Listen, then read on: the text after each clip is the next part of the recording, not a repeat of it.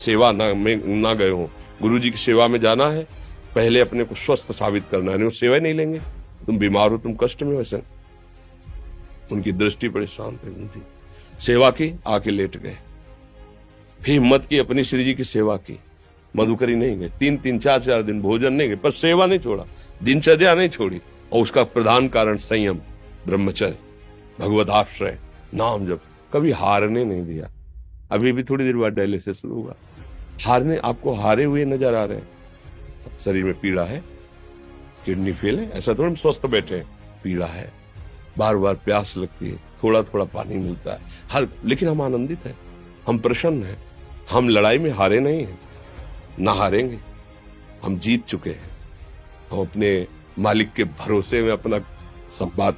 तो वो ये हम अपनी बड़ाई नहीं बता रहे, हम आपको बता रहे समस्या। सोचो तुम्हारे पास तो माँ है, भाई है, बहन है, परिवार है, कोई न कोई तो है ना। मेरा किसी ने कभी जीवन में ध्यान भी नहीं दिया। क्यों? बचपन से बाबा जी बन गए, किसी से प्यार नहीं, किसी से संबंध नहीं, कोई जानकारी नहीं, हम कहाँ हैं वो कहाँ, किसी से कोई मतलब नहीं। अच्छा, जवान साधु कौन श्रद्धा करे? कभी गांव जाने की हिम्मत नहीं पड़ती कि रोटी मांग ले, पता नहीं लोग क्या सोचेंगे, क्या भावना कर ले। हम दरवाजे पे खड़े हैं, क्या कैसी भाव, जो हमारे सामने आकाश वृत्ति से आया यौवन अवस्था में वही पाया, अन्यथा भूखे रह गए। जब हम हर समय अपने को विवेक के द्वारा सावधान रखे तो हम कभी निराश नहीं हुए, कभी उदास नहीं हुए, कभी ऐसा नहीं लगा कि यार हम दुखी, कभी नहीं लगा।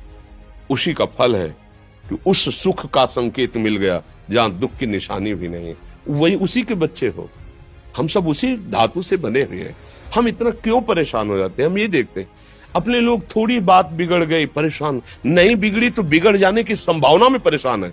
आज सुख है लेकिन कल सुख छिन जाएगा तो हम आज के सुख में सुखी ना होकर कल के दुख की आने की संभावना में हम भयभीत हो। अब क्या हमारी सोच रह गई?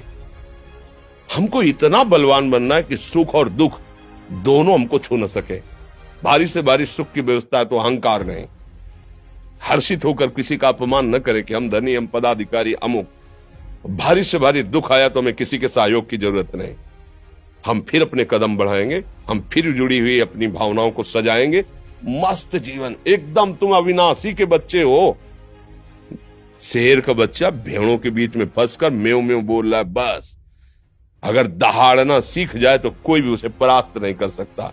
ऐसे भगवद अंश, तू प्रपंच में फंसकर अपने को इतना दीन क्यों देख रहा है?